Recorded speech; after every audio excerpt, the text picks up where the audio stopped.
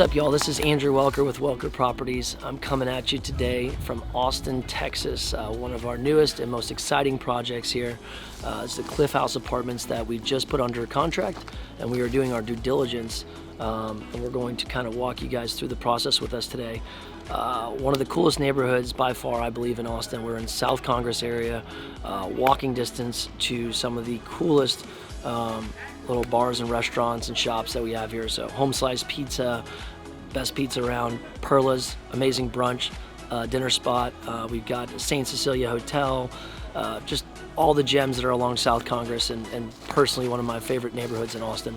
We're in Travis Heights, which is a neighborhood within South Congress, and we're literally 10-minute walking distance to these amazing little gems that are close by. So the coolest thing about this project is we're surrounded by literally $1 million to $3 million houses, all single family homes for the most part, and we have this gem of an old 1960s product that hasn't been touched in quite some time. And the cool thing about this is you're giving your tenants an opportunity to live in a neighborhood that's got a green park across the street, just an awesome little community. Obviously they're living in an apartment, but it's got that boutique feel that we're going to create even better than what it already is. And we're going to give this thing a complete facelift, like we've done some other projects on our website. You'll see Gaston and Ross and Matilda. But either way, we're going to walk you through our due diligence, talk about what our goals are here with this property. Complete facelift. We got a lot of studios. I think 10 studios. We got 4 one-bedrooms and 4 two-bedrooms. Some of this stuff we will take 1 or 2 of these units and probably put them on Airbnb, VRBO, some short-term stuff. Again, we'll talk about that. But this will be the first of many episodes as we transition this 18-unit apartment. And we will dive deeper into the acquisition side of it and the numbers for those who are interested in not only seeing the design and construction, but also in the acquisition of these. When we first showed up to view the property, I brought, of course, David, our VP of construction, and what we did was we came in aggressive, and the day that we actually looked at the property as our first look, you know, we brought the right people so we could check electrical, we checked the roof, we checked foundation, we did all that stuff up front. Because we wanted to basically come with our best foot forward on the offer and come with what we call hard money for those of you who know a little bit more about the multifamily side. And, you know, basically non-refundable earnest money up front, which separated us from the other buyers to show how serious we were. And we were able to do that because we put the time in up front before we went under contract. And there is some risk to that, of course. But if you're going to do that and you want to get awarded properties like this in a hot market, you know, again, we could talk about this further in other episodes, but that's the way you need to come into an opportunity like this. So pay attention. We're going to show you this. It's going to be awesome. 2 amenities, right, over there in the back, which I'll let David talk about. Right, for sure. And then the mailbox stuff. So this here kind of drops off, and the conduit that's here was never replaced yet. I talked to him about wrapping them. Or just, yeah, wrap them. Wrap them, make them Do you see what I'm saying? I think if you looked at this from afar and you saw that wood ceiling running across it, and then these were half the same color, that's just a start. I think that would be cool.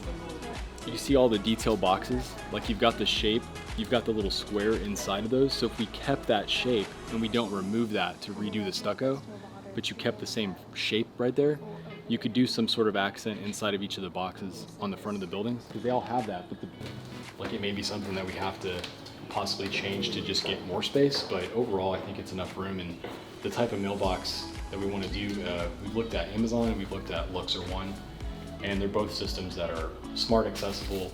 They have huge containers, so like no matter what size package you get, you can leave that in there.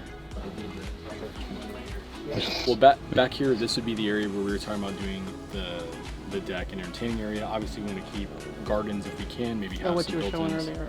Well, no, this is a little bit different. I'll show you. That's over here around the far corner. But this area here would be for, you know, a deck, just a space to be more usable and still keeping some of these elements, like having the gardens and having the view to the cliff. Little nook where you have some additional space, and it's kind of broken off. Like over there you've got a few AC units, and over here you've got a few, and then there's a couple more kind of lingering this way. And this is where we were talking about potentially pushing this space to be larger if we were to eliminate the laundry room and create a nice outdoor entertaining space with potentially a rooftop area where you can kind of get up on top of it, and you'd have a amazing view down this way.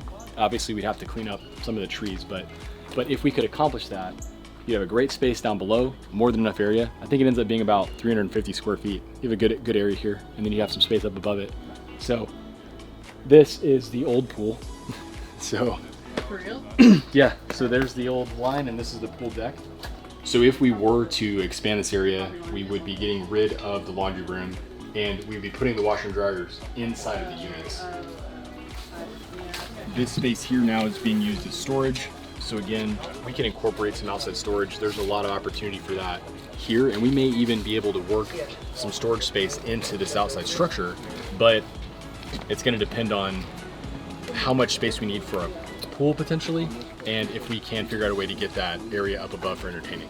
For when I was mentioning the extra spot, this would be the only real spot where we thought we might be able to recover. We'd obviously have to lose a couple of trees, which is not ideal, but this spot here really isn't usable right now with the way it's structured, which I have a feeling is why there's just a kayak sitting there.